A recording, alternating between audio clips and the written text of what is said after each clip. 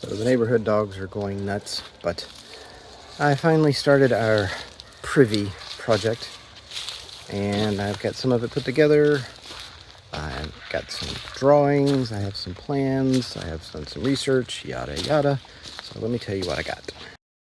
Okay, so this is the base. I just went with pressure treated 2x4s, and it is 48 inches wide because I wanted to make it simple and to reduce the number of cuts that I've got to make. And then this is 8 feet long, and then the box itself, the private portion of it is going to be 4x4. So 4 feet, there'll be a 1 foot porch on the back. I may put a sink back there with gravity water from rain collection down into the sink, and then it's going to be a 3 foot porch on the front. The 3 foot porch may seem a little weird, but it's a 30-inch wide door, and when the door swings open, I didn't want it to hang over the porch, because if debris were to fall, like a limb or pine cones or something, it might get in the way. Just making it simple for whoever's using it. Also, the original plans that I found called out specific size lumber, which was not available or reasonably priced for my purchase. A 1x10, there were no rough sawn 1x10s like you would find 2x4s. They were in the project wood section, and instead of being $8-10, they were $25 and $32. So I opted not to go that route. The only large width 1x that I found was 1x8s. So for the door with my 1x8s, I believe this is 60 inches tall. The front's going to be, and I forget the numbers, I've got a drawing, right at 7.5 feet tall, I think. Since these were 1x8s, they're not actually 8 inches. And so the total width of the door, oops, is 29.5. Going with a barn-style door and similar hinges, well, gate hinges, and one of the thumb-operated gate latch things. I just thought it'd be cool. That way you could latch it from the inside and the outside. So here's the hinge set, and then the thumb latch. These were purchased at my local Ace Hardware. We were there, they had them, I liked the look of them, my wife liked the look of them, which is more important, and that's where we are.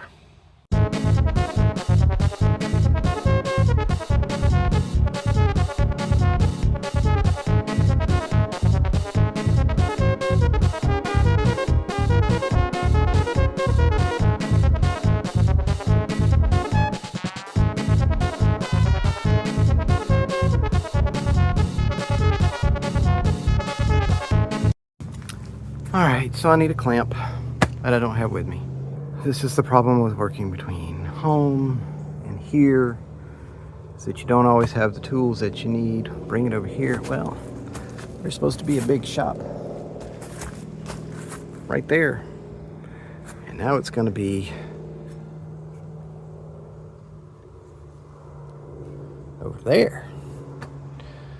And then maybe I can get my tools together. So I've got this partially assembled now to go back and get the clamp, and another 1x4 because I mismeasured in the parking lot of the big box store. Yay, team.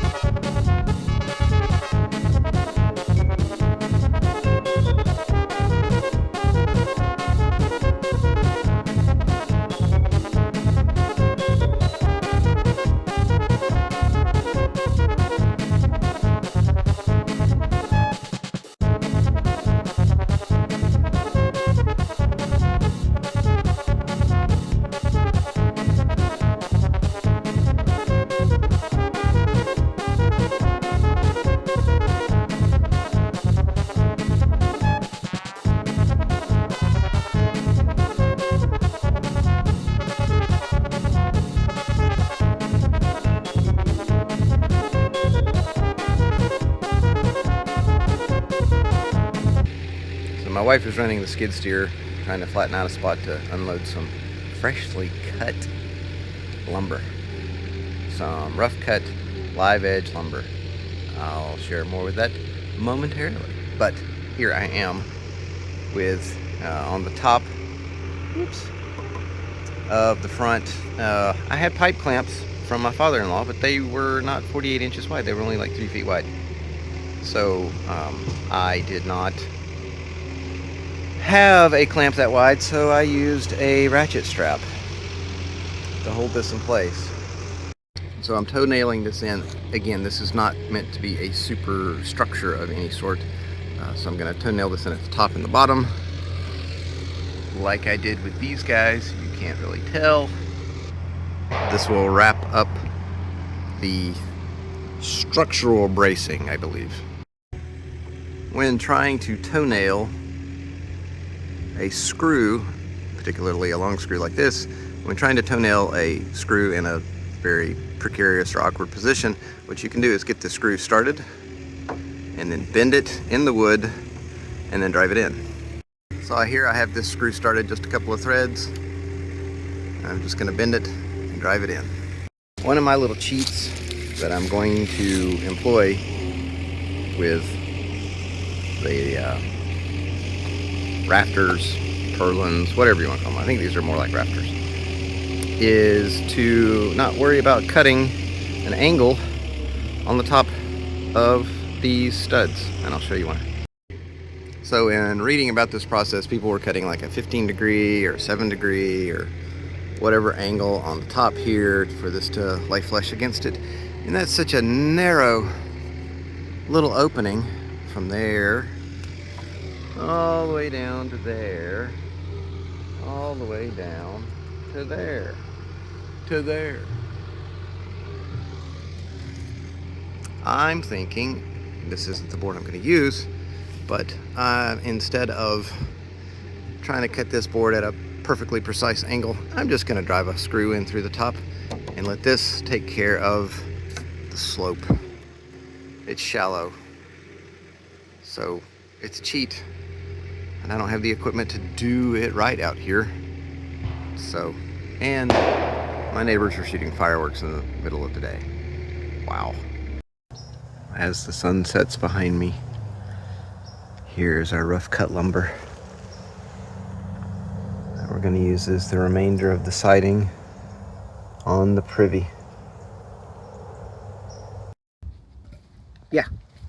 So we're out here digging a hole, and if I were any better with this thing, I wouldn't have a hole that's 5 feet wide.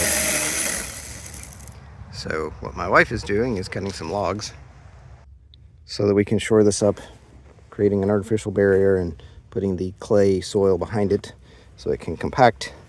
Doing that on both sides, and then we'll do that up to the surface and fill this in, and then we'll place it. And cue chainsaw.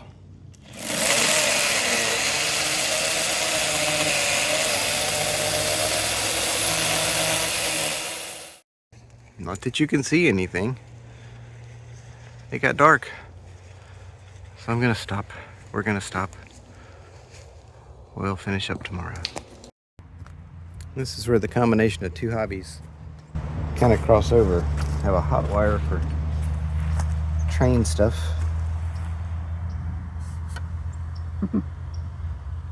And woodworking, and then the other stuff.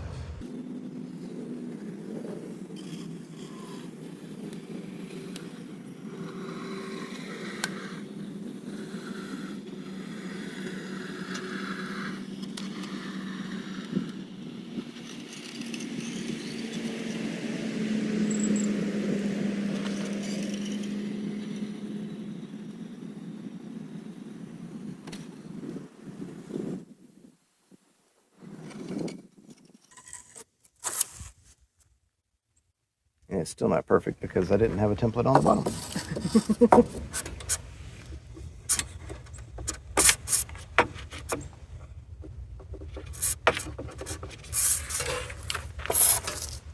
And that's still hot. Don't touch that. It's still hot. It's still hot. Hot wire.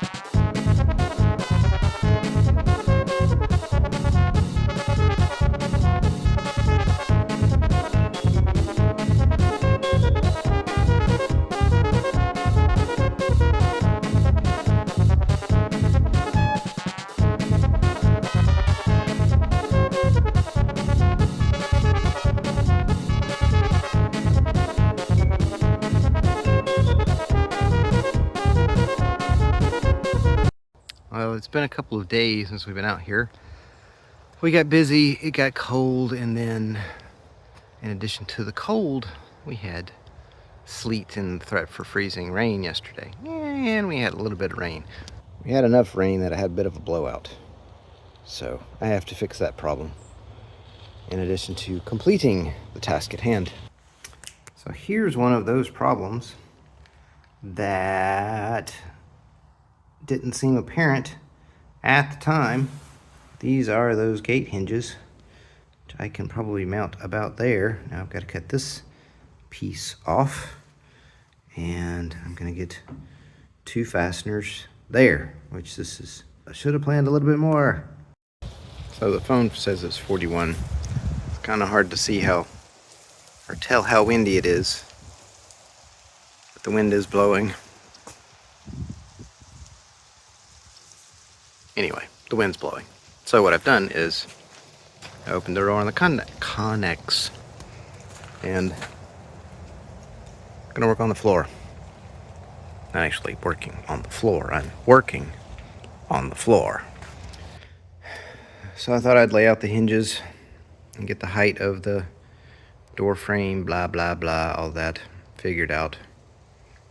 And with these boards, it is 48 inches minus just a little bit, which will give enough gap that the sides don't scrape, in theory.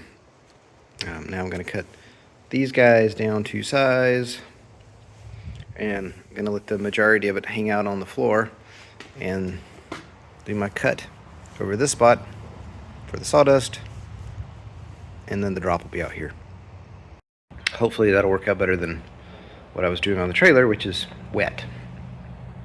Okay, so sawdust, that fine in the wind is not great. Although I may be out of the wind is not out of me, and I still have sawdust in my eye. It swirled up and around, and this is where those things that safety glasses don't really stop it, because it gets underneath the lens. So back to the hinge thing, I'm trimming the top and the bottom to put another long piece in there, like I've done at the bottom, and that will accommodate the hinges. Yay! I used my pull saw, because it's a finishing saw, to reduce the amount of blade bite. You can see I did fairly well on that side, and I got a little eager on this side, and then I cleaned it up with a chisel. Kind of hard to see from in the dark and the shadows, but that's where that stuff came out with the chisel. So woodworking tools on a very rural, rustic barn door. Oh, so there's the door with its frame, minus the top, and the hinges in place. Yay! Well, they're laid out. They're not screwed in. I'm too scared to screw them in. And you'll see that there is a gap up here at the top, and there's not one at the bottom. The width of the door, again, these are all big box store boards, and I had to clamp them together, if you remember, because I had gaps in them, is 29.5 inches at the bottom, and it is almost just 29 inches at the top. Doesn't make any sense. I could have checked that. I'm not smart enough to do that, so I'll have a gap at the top.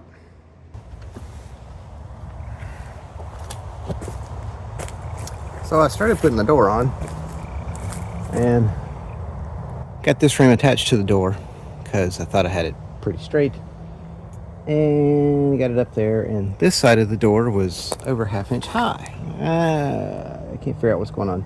Anyway, something about the width of this thing across the bottom and the top doesn't quite add up, so I'm improvising, and I've adjusted the stuff on the left.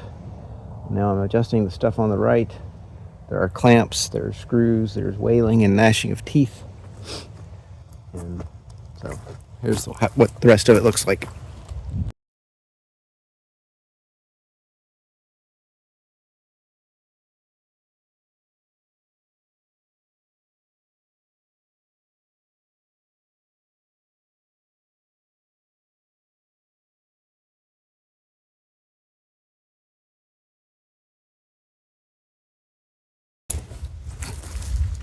So even better, the bottom at the front is wider than 48 inches. Why is that? Because I align the sides with the deck boards, and I let the deck boards be a little sloppy, so on one side they may be hanging over and the other they may not be. They're not flush, they're not perfect. So if you align to an imperfect plane, then you get funky dimensions. I should have just measured and ensured the measurement. So now what I'm going to do, instead of spreading it apart, I'm going to use my big yellow strap, wrap it around the bottom, and cinch it in a little bit because I have tiny little arms.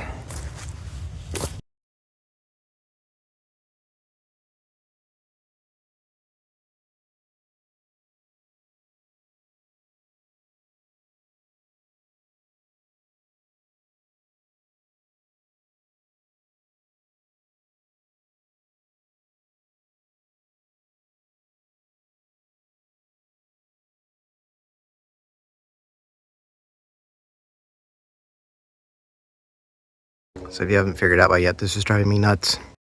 Okay, I have it flush at the top. The gap there looks good. I'm holding it with a screw. The gap there looks good at the bottom. It's a little weird, wonky. I know that's gonna be blah, blah, blah. And this side of the door is not the worst, not the best. Because of the way I mounted the door, I might be able to adjust it a little bit because I still have these screws loose. So I may be able to push that back over. Maybe I need to do that now. And then this is really, really off because I am adjusting the door and not the actual frame.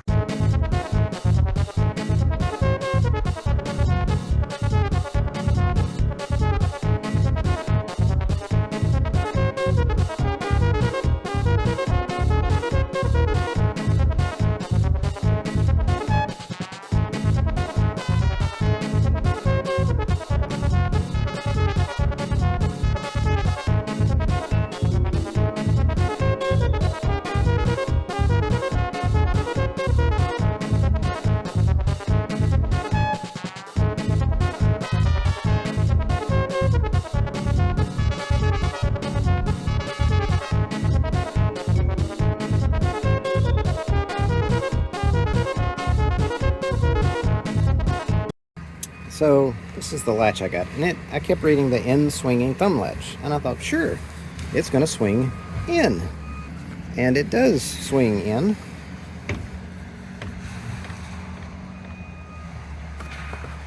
Actually, it's supposed to swing in from this point inward because that doesn't go in. That's the wrong latch. Just one more thing to add to this lovely, overly engineered project that I did not understand what I was reading on the paper. Mainly that. So I'll go look for another one. Okay, so I was very confused by this concept of in-swing, outswing. Nothing's labeled outswing. So what I'm going to do is reverse this mechanism. This latch bar is supposed to mount here and pivot up and down. And then this catch, keep or something, is on the fixed on the door frame and catches. So what I'm going to do is mount this to the door like so, and then this will be on the door frame and will still be activated by that. I've just got to play around with the geometry a little bit.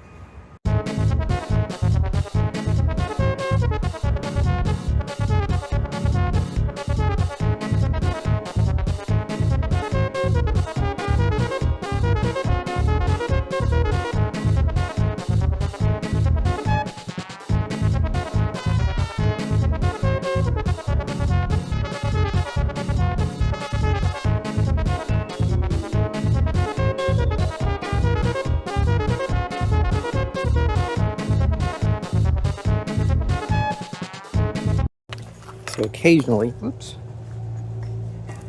as I drop and try to knock stuff over. Occasionally I have a moment.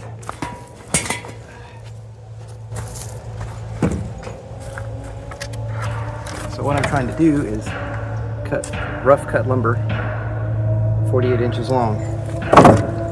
It's not square on the side, so I can't use a carpenter square. So what I've decided to do is mount a board on the end as a stop against the outside edge of the board, which is cut square flush, and then I'll use the circular saw on the other end to cut this down to length. It should go a lot quicker.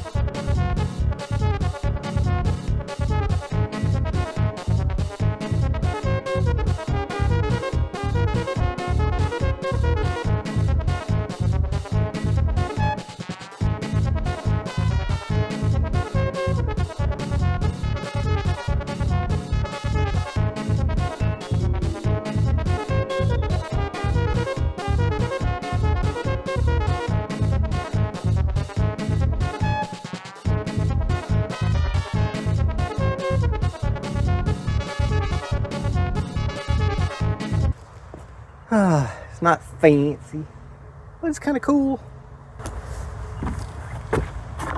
Still gotta fix the latch.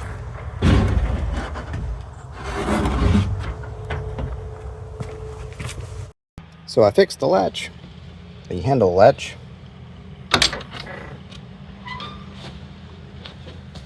I reversed the mechanical parts. Gotta put a pull handle on this side. It's gonna seem weird because I'm shooting from the inside. Think about that for a second. So this was supposed to be over here going this way, and this latch was supposed to be on this side. But if you just take and reverse those two things, you get this. And now I'm locked in. Well, actually, no, you go. And it unlocks. But I'm gonna need to put a pull handle for that to work. And it's just a tiny little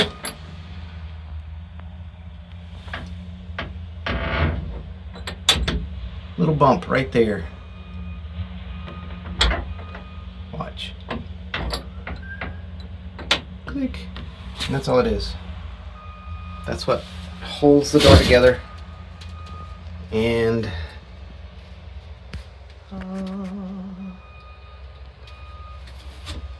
protects you from the outside world.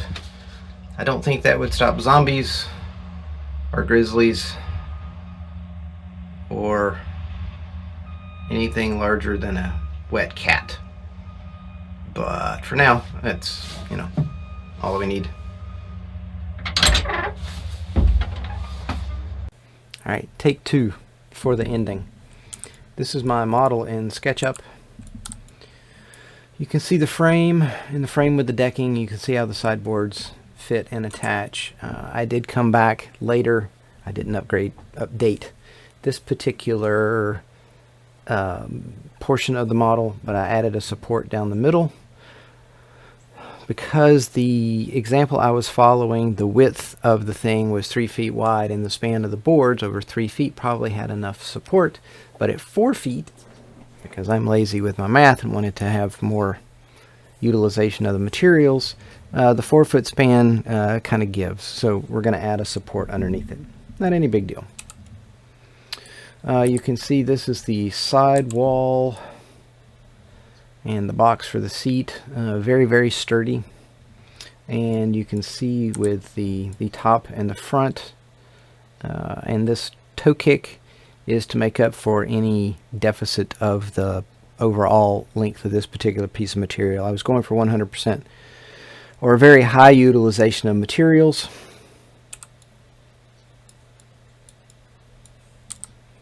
You can see here the assembly with the deck, the sidewalls, and the seat. The seat box is structural. It is the support for the lower members.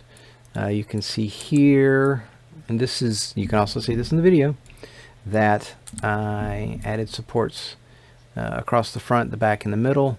And then this supports here on the side are actually higher up. They're above the half sheet of plywood. I think because the top was a little wobbly, I needed some additional bracing up there. Maybe it was before I got the top on there.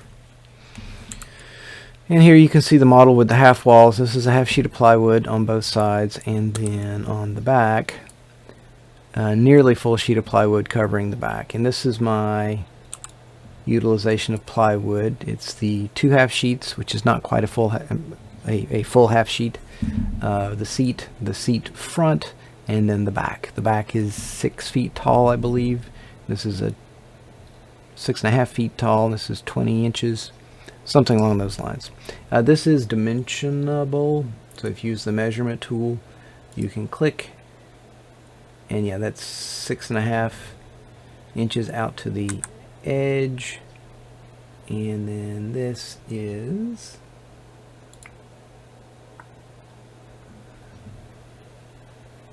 1 foot 5.5 inches, so that's 12. That's 17.5 inches, and that makes sense because the box itself is 17 inches tall. You can also see what looks like glass. This is the best simulation that you can do with SketchUp. This is a much older version of SketchUp because I don't like the online version. So this is the corrugated cutoffs from the roof, which you can see in a later iteration of it. And I iterated through this so I could kind of learn and document. Now you see the door. Here's the door on the ground, and you can check out the construction there, and then this is the frame itself. And looks like the height of that board is true to what actually ended up in the real thing. And here is the final assembly. And so what I was talking about with the roof is these panels were 8 feet long, and this roof is 6 feet, so we cut off 24 inches. Well, the partial panels to protect the wood in the front and the back only need to be 20 inches tall. So if I'd only cut off 20 inches, or I instructed my wife to cut off 20 inches, I told her to cut off 24. If we'd only cut off 20, then we would have a couple of inches to hang over the front and the back, ensuring that the wood at the front and the back would always be covered. You can see here with these rectangles, this represents the rough sawn lumber. You could use a full sheet of plywood. If you use a full sheet of plywood, then you can cut the angle and you get a really tight enclosed fit for the whole thing. Overall, there's over $500 worth of materials in here because of the cost of lumber. That's not even counting the rough sawn stuff that I took to a mill. That was another $275. I got some really pretty stuff out of it. I can make this model available. Like I said, all of these are pretty true to form. You can see the support that I'm adding. It just didn't make it. Over here to these guys. But this is the finished model of the Privy. It took a lot longer than it should have. I think I am not a carpenter. I am a wood hobbyist and a wannabe engineer, and you can tell I'm probably better at digitally modeling it than I am building it in the real world. But this was my logical process to get through it, and I do this with everything. I can make this model available if anyone is interested, and as mentioned, all of these are dimensioned true to form. There are probably better ways. I looked at several. This is one that seemed to fit my personality the most. Again, it wasn't cheap. If I had any materials on hand, which I did not, and if I had been able to utilize any of those materials, this would have been a much less expensive project. But we were starting from the ground up. I didn't want to cut corners for my wife's benefit. I wanted something that she would enjoy and not hate and despise. And now she can work out at our property in comfort, more so than she has in the past, over the course of a long day. Anyway, took longer than I expected. You can see that through the course of the videos, the segments of videos, my documentation of the process. Hope you enjoyed watching me act like an idiot. And that's just how I am in real life. So, enjoy. Thanks for watching. I hope you enjoyed it. Too many hobbies, not enough time. It's a theme song, y'all.